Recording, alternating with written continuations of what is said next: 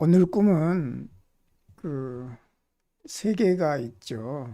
그런데 8월 달에 꿈 하나가 있고 이제 11월 달에 이제 두 개가 있어요. 그런데 이제 그 사이에도 이제 많은 꿈이 있겠죠. 이제 그런데도 불구하고 이 세 개를 선정을 할 때 특별한 이유가 있어서 물론 하기도 해요. 내가 이제 이 꿈을 분석받고 싶다. 그래서 가져오기도 하지만 또 본인도 모르는 그런 이유가 있을 수 있어요. 그래서 무의식적인 선택이 될 수도 있다는 것이죠. 그래서 뭔가 또 의미가 또 연결되니까 또 가져올 수도 있고요. 그래서 선정하는 순간 이 세 개의 꿈은 하나의 꿈 범주에 이제 들어가게 된다는 것이죠. 이제 또 다른 어떤 꿈꾸기가 이루어진다는 것입니다. 꿈을 선택하는 순간에. 그래서 괜찮아요. 이렇게 좀 떨어져서 이제 서로 분리된 꿈 같지만 또 같이 보는 것도 이제 의미가 있을 수가 있다. 이제 여러분들이 이제 이 꿈에 대해서 상당히 좋은 얘기 또 많은 얘기를 해줬고 그래서 이제 여러분들이 한 얘기를 또 종합해서 내가 또 이제 간단하게 정리를 하자면 이 꿈은 개인적인 꿈이면서도 원형적인 꿈이에요. 그래서 개인적인 그 성향에 맞추어서 이 꿈을 분석해 볼 수도 있을 겁니다, 아마. 재밌겠죠. 그렇지만 그 방식은 별 도움이 안 될 것 같아요. 내가 볼 때는. 어떤 개인적인 관심은 영성 모임이라든가 어떤 그런 영성 공부 그리고 초월적인 거 이것에 대해서 굉장히 몰입이 돼 있거든요. 근데 그 부분에 맞추어서 현실적인 부분에서 맞추어서 이 꿈을 분석하다 보면 위험해질 수 있어요. 다시 말하면 과도하거나 오버하거나 이제 잘못 길을 접어들면 오히려 좋은 안내를 해준다는 것이 역효과가 날 수도 있다는 것이죠. 그래서 굉장히 이제 그런 어떤 영성 부분이라든가 초월적인 부분 영역에 대해서는 조심해야 된다. 그래서 오히려 우리는 그런 현실적인 부분에 대해서 집중하기보다는 상징에 집중해서 그 상징이 가지고 있는 중립성 그리고 보편성을 얘기하다 보면 오버하지 않고 그것을 이제 현실에 적용할 수도 있겠다. 그래서 우리는 그런 부분을 실제 우리가 분석하고 상담할 때 조심해야 됩니다. 그러니까 이제 내담자들이 가지고 온 꿈에 대해서 지나치게 현실과 매치를 시켜서 하다 보면 소화시키지도 못한 채 엉뚱한 것을 제시할 수도 있다. 그런 문제가 좀 있긴 합니다. 그러니까 그런 부분들을 잘 봐야 된다. 어, 8월 18일 꿈을 볼까요?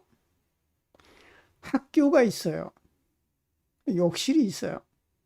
자, 이 꿈을 보면은 전반적으로 다양한 주제가 나옵니다. 어떤 주제가 나오냐. 이제 연금술과 연계된 그런 주제들이 참 많이 나와요. 그런 이미지들이, 비슷한 이미지들이 참 많이 나옵니다.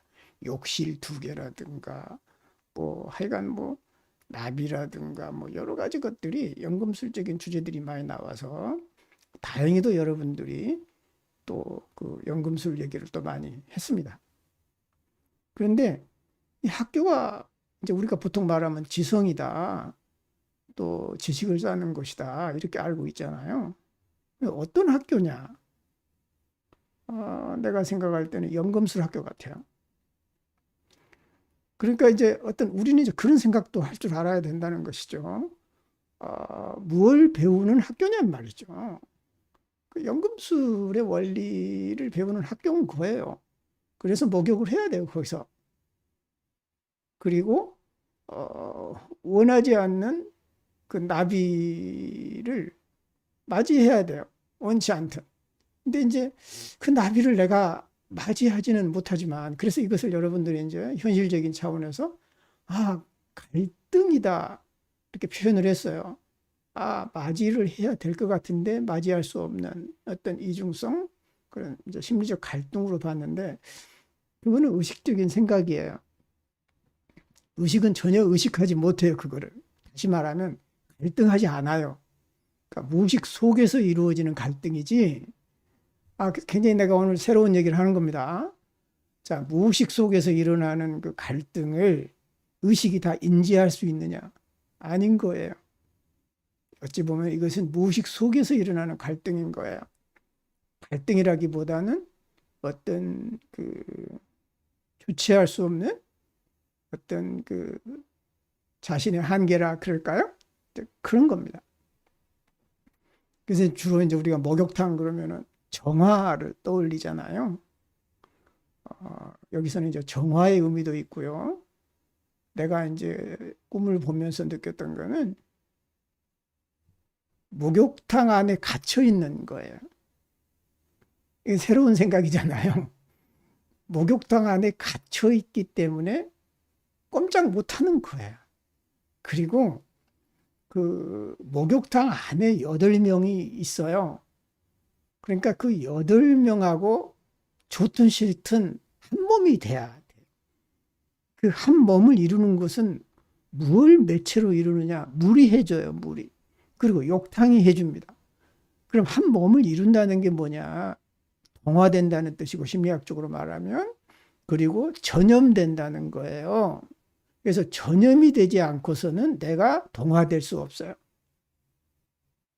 좋든 것이든 나쁜 것이든 전염이 돼야 돼요. 전염이 가지고 병에 들어야 돼. 병에. 그러니까 이제 여러분들도 여기 오시면 전염이 되잖아요.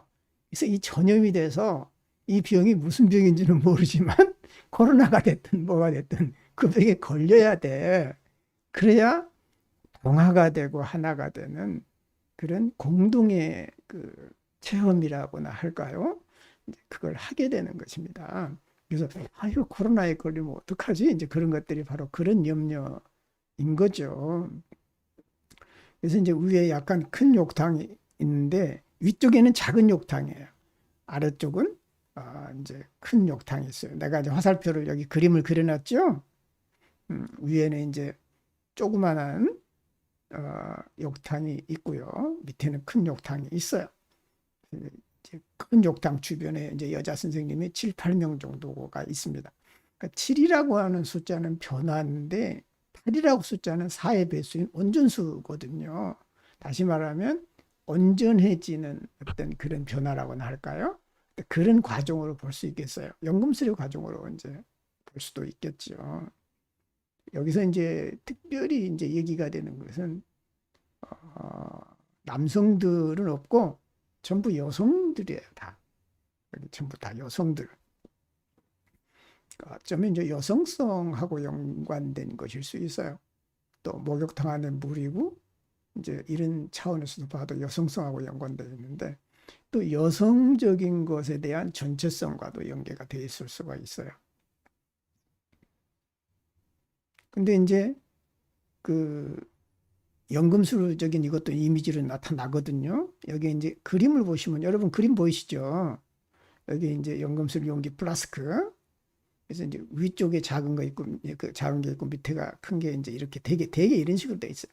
되게 이제 그 우리나라에서도 소주 만들다 보면 정류하는 방법이 이제 이렇게 두 개를 써가지고 이제 위에는 이제 수증기가 나온 것을 받았다가 이제 관을 통해서 식혀가지고 술로 물로 만들어내는 거잖아요. 이제 그런 과정을 연금술에서도 이제 사용했다는 것이죠. 이런 이제 그림으로 생각해 볼 수가 있어요.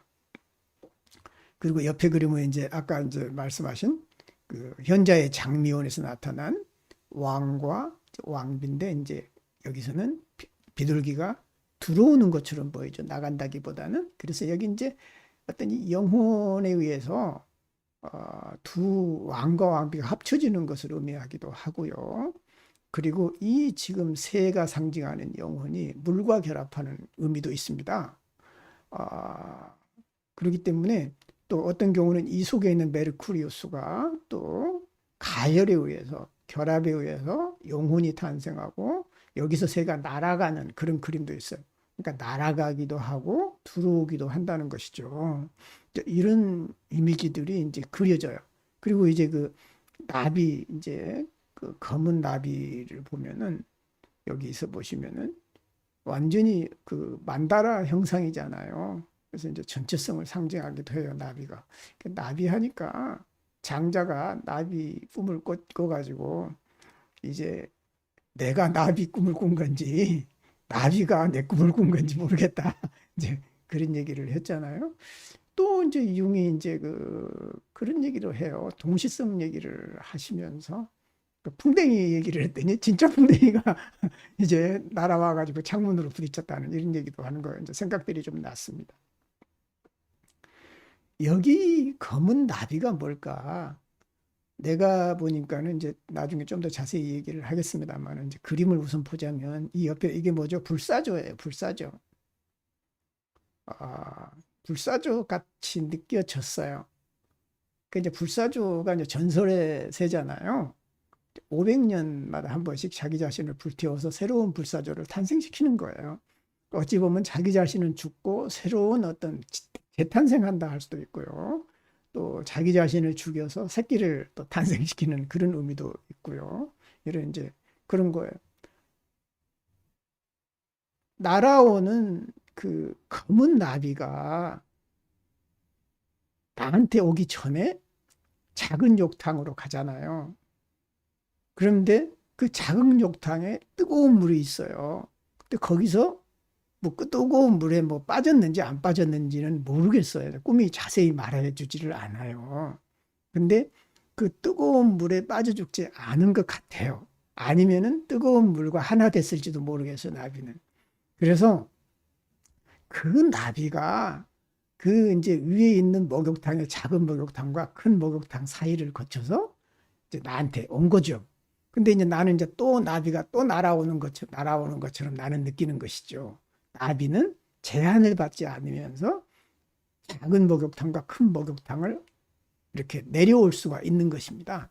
그 과정에서 이제 내가 소화시킬 정도로 이제 차가워졌다고나 할까요? 좀 따뜻해졌다고나 할까요? 그러니까 뜨거운 이제 연로된 나비가 아니라 이제 작은 목욕탕에 있는 뜨거운 물로 이제 적신 나비가 아니라 식혀줘서 내가 그래도 감당할 수 있는 상태가 돼서 왔다는 것이죠. 물론 그것도 이제 내가 힘들어서 감당을 못하지만 일단 죽을 것 같지는 않는 거예요. 죽을 것처럼 두렵기는 하지만 나를 죽일 것 같지 않기 때문에 걱정스러운 것이죠. 분명히 나는 피하고 싶은데 피할 수 없는, 소위 말하면 여기에 있는 목욕탕은 정화의 목욕탕이면서 동시에 운명의 목욕탕인 거예요. 운명의 목욕탕. 그 어떤 나비를 내가 맞아들여야만 되는 그런 운명의 목욕탕이 되는 것이죠. 그래서 그 나비는 이제 뜨거운 목욕탕에서 들어와 가지고 죽는 것이 아니라 어떤 새로움을 창조해 내잖아요. 결국은 어떤 꿈자의 가슴에 파고들어서 그 변화를 일으키는 원동력으로 작용을 하는 것이잖아요. 그래서 불사조하고 비슷한 거예요. 재탄생의 의미, 변화의 의미. 근데 이것하고 비슷한 이미지가 생각났어요. 불나방.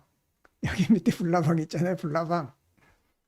근데 불나방은 그냥 타져 죽는 거예요. 불이 좋아서 불이 가까이 가다가 너무 좋으니까 자기도 모르게 그냥 죽는 거예요. 근데 이제 여기 이건 이제 내가 이제 네이버에서 이제 찾아보다가 나왔는데 거기서 이제 써놓은 글을 읽어보니까 불나방이 늘 하는 얘기가 있대요. 불나방이 늘 하는 얘기가 아직은 괜찮아. 그래서 계속 가까이 가면서 아직은 괜찮대. 그래서 계속 불나방이 아직은 괜찮다고 그러다가 이제 불에 빠져 죽는 거죠. 자기가 좋아하는 것에. 그래서 불나방하고 비슷한 것 같지만 불사조는 다르다. 불사조는 재생의 의미가 있는 거예요. 죽음과 부활과 재생의 의미가 같이 있는 것이죠.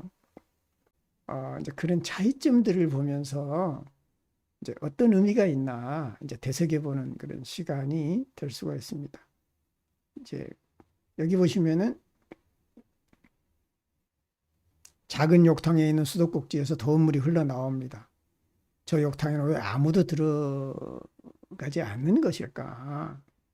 그래서 욕실리로 작은 창문을 통해서 검은색의 어떤 문양이 있는 나비 한 마리가 잦은 욕탕으로 이제 날아드는 거죠. 근데 이제 작은 욕탕으로 날아드는데 어느새 큰 목욕탕에는 나한테 오는 거예요. 그래서 그 사이에 무슨 일이 일어났는지 몰라요. 마치 여기 나비라고 하는 것은 메르쿠리우스처럼 어쩌면은 그 상황을 주도하는 원재료일 수도 있고, 원재료, 이제 그래서 이제 어떤 변신을 해서 아니면은 그 상황에서 자유롭게 하는, 이동하는 유동적인 그런 나비 같아요. 그래서 어쩌면 이제 그 뜨거운 물에 나비가 다칠까 걱정이 된다. 그래서 작은 욕탕이 수도꼭지에서 더운 물이 콸콸 흘러나와서 큰 욕탕으로 흘러나온다. 여기에서 우리가 볼 수 있는 상징이 뭐냐? 우리는 주로 이제 우리는 이제 목욕탕에 있는 것을 물이라고 생각하잖아요. 근데 뜨거운 물에 대해서 생각을 해봤느냐 이거예요. 그러니까 뜨거운 물은 뭐냐? 한마디로 말하면 태양을 품고 있는 물이에요. 그러니까 우리가 보통 연금술에서 말하면은 물하고 불이 합쳐져야 되는 대극의 합의를 얘기하거든요. 이해가 잘 안 가잖아요. 어떻게 물과 불이 합쳐지느냐? 합쳐질 수 있어요. 뜨거운 물이에요. 뜨거운 물. 뜨거운 물이 물과 불이 합쳐진 거더라고요. 그러니까 태양을 품고 있는 거예요. 여러분, 불에 튄거나 뜨거운 물에 튄거나 똑같은 거예요. 그리고 이제 그것이 극적으로 나타나는 게 수증기예요. 수증기에 튀어봐. 물에 튀었다고 말할까요? 아니면 열에 의해서 죽었다 그럴까요? 하여간 어떤 물과 불의 중간 지점인 수증기가 이제 그 대표적인 케이스지만 물 자체가 태양을 품고 있어요. 에너지를 품고 있어요. 그러면서 새로운 변혁을 일으키는 거예요. 바로 그런 거를 의미한다는 것이죠. 여기서 뜨거운 물이라고 하는 것은 어떤 태양을 품고 있는 물, 에너지를 품고 있는 물인 거예요. 그래서 이제 이 뜨거운 물은 또 이제 개인적인 어떤 경험과 연관을 지으면은 어떤 꿈자의 그 열정일 수 있어요. 어떤 꿈자의 열정. 그러니까 어쩌면 그 뜨거운 물을 품고 있는 나비일 수 있잖아요. 또 물과 불을 품고 있는 나비일 수 있잖아요. 그 나비가 나를 향해서, 내 가슴을 향해서, 영혼을 향해서 오는 거잖아요. 그렇게 보면은 그 뜨거운 열정이 나한테 오는 거예요. 그런데 그것을 어떻게 할 수가 없는 거예요. 도망갈 수도 없어요. 여기 목욕탕 안에서 딱 있어가지고 도망갈 수도 없는 거예요. 그러니까 두려운 거예요. 근데 그 뜨거운 열정이라고 하는 것은 여러분은 이제 양가 감정이다. 아, 내가 이것을 받아들여야 되는데 무서워서 못 받아들인다는 양가 감정으로 표현했지만은 어쩌면은 굉장히 운명적인 거예요. 아, 이 지금 뜨거운 열정이 나를 살리기도 하지만 나를 죽이기도 한다는 것이죠. 그게 검은색으로 나타난 거예요. 다시 말하면 이것이 생명이면서 죽음을 의미하는 거거든요. 그렇기 때문에 어쩌면 이제 특별히 어쩌면 영성 훈련이라든가 초월적인 그런 훈련을 하거나 관심이 많은 사람들은 위험해요. 왜 위험하냐? 그 생명과 죽음을 번갈아서 경험하기 때문에 위험한 거예요. 다시 말하면 신적인 영역과 인간적인 영역을, 어떤 신적인 영역이라고 하는 것은 인간은 경험하는 게 별로 안 좋아요, 사실은. 위험하거든요. 그러니까 어쩌다 한번 스쳐가듯이 경험해야지, 이게 계속적인 그런 어떤 영성 훈련이라든가 영적인 영역에 있고 싶어 하면은 현실이 우습게 보이거든요. 이 세상이 우스워. 이 세상이 그렇게 우스운 것이 아닌데 우습게 보일 때가 있단 말이에요.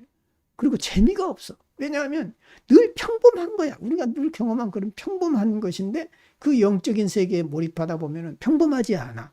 나를 뒤집어 놔버리고 정말 마치 그 마약에 중독된 것처럼 빠져버릴 수 있다는 것이죠. 위험한 거예요. 그래서 나는 어떤 너무 지나치게 신앙생활에 몰입한다든가 그러면 굉장히 경계합니다. 좋아하지 않아. 왜 그러냐면 위험해. 거기에 전념되면 죽을 수도 있어. 왜 인간은 보통 사람이라야 돼. 그리고 이 삶에서 땅을 짚고 살아야지, 땅을 떠나면 그 순간 죽어. 그런데 자꾸 영적 훈련은 땅을 떠나라고 얘기해. 그러니까 그게 굉장히 위험하다는 것이죠. 그래서 이제 이런 꿈들은 지나치게 영적인 해석을 하다 보면 위험하다. 그리고 대안 없이 한쪽으로 흘러간다. 그래서 이제 어떤 이런 상징을 통해서 연금술적인 상징, 보편적인 상징을 통해서 얘기하면 이제 그런 위험에 빠지지 않으면서 어떤 객관성을 유지할 수가 있는 겁니다. 그래서 바로 이제 융이 이런 공부를 했던 거예요. 우리한테 가르쳤던 거예요. 그래서 이렇게 하다 보니까 이제 그 꿈이 이제 대충 의미가 보이네요. 그래서 이제 어쩌면은 결론적인 얘기는 그거예요. 어, 그런 어떤 전체성, 전체성을 상징하는 나비. 그거는 생명과 죽음이 같이 있는 것이잖아요. 그리고 특별히 이것이 이제 내 영혼을 지배하게 되면 위험할 수 있는데 이것이 이제 신체적인 것과 연관이 있는지는 모르겠어요. 지금 이게 그 꿈 자체로서는 알 수가 없어요.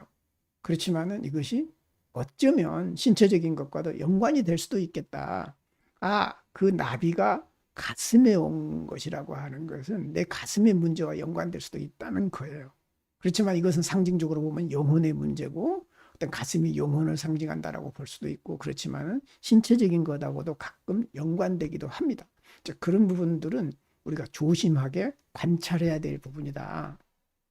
양쪽을 다 봐야 된다는 것이죠. 그래서 이제 두 번째 꿈을 보면은 이제 우주에서 이제 어떤 신호가 오잖아요. 젊은 남자가 여장을 했다. 이게 바로 이제 박수무당이 주로 많이 그렇게 해요. 무당에서 이제 여장을 하죠. 남자 무당이 여장을 하고 또 여자는 또 남자 복장을 하잖아요. 장군 복장을 많이 입잖아요. 그래서 이것은 아까 이제 그 숨기기 위해서 이런 복장을 남자가 여성 복장으로 했을 거다 이런 얘기도 하지만 그럴 가능성도 있어요. 근데 왜 숨기려고 했을까? 정체를 드러내지 않기 위해서 뭐 그럴 수도 있겠죠. 근데 오히려 이제 아까 여러분들이 지적했듯이 이제 자웅동체 어떤 온전해지는 어떤 하나의 의식으로 보는 것이 좋을 것 같아요. 그래서 이제 그런 온전한 상태가 되기 위해서는 자기 자신을 고행을 겪어야 돼요. 그래서 상처를 내는 거예요. 이 상처를 내는 일종의 의식인 거죠, 의식. 그리고 그것이 이제 초월적인 어떤 빛과 만나면서 하나의 이제 승화되면서 우주인이 되는 거예요. 어떤 이제 상승과 이제 하강이 이제 만나게 되겠죠. 이런 상황에서 이제 그런 겁니다. 이게 이제 보니까는 이제 나비가 다치는 것하고 유사하더라고요. 여기 이제 화살표에 보면은 그 나비가 다치는 것은 나비가 자기 자신을 불사조처럼 상처내는 거거든요. 나비가 뜨거운 물로 엄으로 인해서 자기 자신을 상처내고 자기 자신을 희생시켜서 다른 사람을 구원하는 거예요. 그게 이제 그리스도의 이미지하고 이제 이렇게 상응하거든요. 그게 이제 나비의 모습이 그렇게 나타나는 거예요. 여기서도. 근데 마찬가지로 이 남자하고도 여장을 하고 자기 자신의 상처를 입고 누움으로써 어쩌면은 이제 영혼의 구원이라고 그럴까요? 어떤 영적인 세계로 이제 갈 수 있는 그런 것이 된다는 것이죠. 그래서 이제 첫 번째 꿈하고 이제 두 번째 꿈들이 그런 면에서 서로 이제 그 유사한 점들이 있어요. 이제 세 번째 꿈에서는 어쩌면 이제 그렇게 될 때는 어떤 현상이 벌어지는가. 다시 이제 세 번째 꿈의 상반부에서는 앞의 꿈을 이제 반복할 수 있다고 볼 수 있는데요. 노부가 사는 곳에서 이제 붉은 태양이 비치는 밖을 보면서 앉아 있죠. 그런데 바다에서 큰 검은 고래가 솟구쳐 올라요. 이 검은 고래가 바로 검은 나비의 이제 다른 모습으로 이제 나타났다고 볼 수가 있겠죠. 어떤 이제 근원적인 무의식, 어떤 근원적인 무의식은 위에서도 내려오고 아래서도 올라오죠. 그래서 이제 이게 하나는 위에서 내려오는 영혼의 모습으로 왔고 또 하나는 저 깊은 바다에서 올라오는 그런 이제 물의 모습으로 올라왔는데 두 개 다 괴물이에요. 그 나비도 사실은 어찌 보면 괴물이고 그 나를 죽이기도 하고 살리기도 하는 괴물이죠. 여기 검은 고래도 그래요. 아까 이제 말씀하신 대로 그 리바이어든 바닷속에 있는 괴물 같은 그런 무의식 자체 또 모성적인 것 자체일 수도 있습니다. 그게 이제 모성성하고 연계되어 있다고 볼 수도 있어요. 근데 그거를 이제 여기 꿈에 있는 남편이 이제 노부부를 안내해 가지고 보게 만드는 것이죠. 자, 이 깊은 무의식을 보기 위해서는 높은 곳으로 올라가라는 상승의 의미가 있어요. 어찌 보면은 니체가 짜라투스트라는 이렇게 말했다 해서 높은 산의 정상에 올라가서 깊은 샘물을 보잖아요. 그러니까 그런 이미지하고 비슷한 이미지가 여기서 이제 나타나고 있어요. 그리고 이제 여자 강사하고 남자 청년이 있는데 아이들이 있고 돌고래도 있는데 여기서는 큰 검은 고래가 있고 여기는 돌고래들이에요. 좀 더 다르죠. 좀 이제 작은 고래일 수도 있고요. 또 이제 노부부가 나와 있어요. 근데 여기 밑에는 남자와 여자 젊은이가 나타나요. 이게 짝을 이루고 있어요. 어떤 연금술에서 그 왕과 왕비가 짝을 이루듯이 노부부가 짝을 이루고 있고 여기서는 젊은 부부는 아니지만은 남녀가 짝을 이루고 있다는 것이죠. 조화와 균형인 거고 합일인 거예요. 거기에 라피스 같은 아이들이 있어요. 탄생하는 그런 아이들이 존재해요. 그래서 여기 그림에 보시면 이게 이제 그 성경에 나오는 이미지인데 이사야서에 보면은 그 이제 낙원을 비유한 얘기가 나오잖아요. 독사굴의 어린이가 손을 놓고 놀고 있고 사자와 뒹굴면서 노는 이런 이제 모습을 이제 그리는 성경 모습이 있잖아요. 그런 모습인데 이게 바로 이제 어떤 상태냐? 낙원의 상태인 거예요. 낙원의 상태. 아, 어쩌면 이렇게 상처를 내고 또 뜨거운 물에 그 죽음을 견디고 이런 상황을 견디고 나면 이런 어떤 그 파라다이스에 있는 그런 굉장히 편안하잖아요. 이런 부분들의 상황으로 갈 거다. 그러기 위해서는 그 아이도 모험을 떠나야 되는 어떤 터널을 떠나야 되는 이제 그런 거 이제 과정을 이제 거쳐야 되는 거예요. 그래서 맨 위에 그림에 보시면 여러분은 이게 바로 연금술 그림인데 그 이제 플라톤이 말하는 동굴의 비유 같아요.